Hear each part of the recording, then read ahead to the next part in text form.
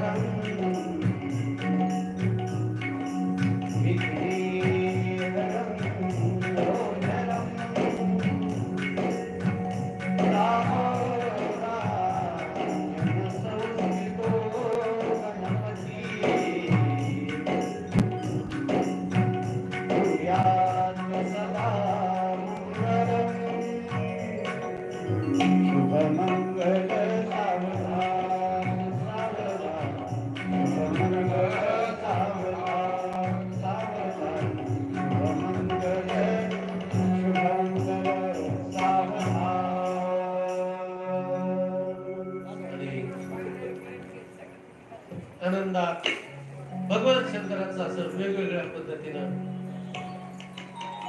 त्या ठिकाणी विवाह संपन्न होतो आहे.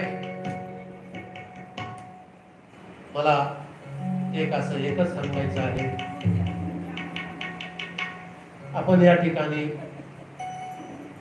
भगवान शंकराचा विवाह करतो आहोत.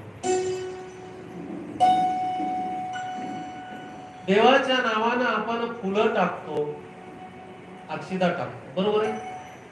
फक्त लग्नात टाकला हरकत नाही तसं, पण इतर ठिकाणी आपल्या हातून जवळ ठेवायचं आणि देवावरच ते फुलं पडावे. त्याचं काय होतं, एका महात्म्याच्या मुखातून आलेलं आहे, लक्ष द्या. एवढं जरी तुम्ही याच्यातून घेऊन गेलात तरी बस. आपण फेकलेलं फूल किंवा बेलाचं पान असो, फूल असो, काही असो, दुसऱ्यानं जर ओलांडलं तर फेकणाराची सगळी पुण्याई त्या ओलांडणाऱ्याला जाते. आता तुम्ही जागेवर पान फूल टाकलं की ज्यानं ओलांडलं त्याची पुण्याई गेली ह्याला. म्हणून कधीही असं बेलाचं पान असो, फुल असो, असं फेकायचं नाही, ओलांडायचं नाही. असं उचलायचं आणि बाजूला टाकायचं.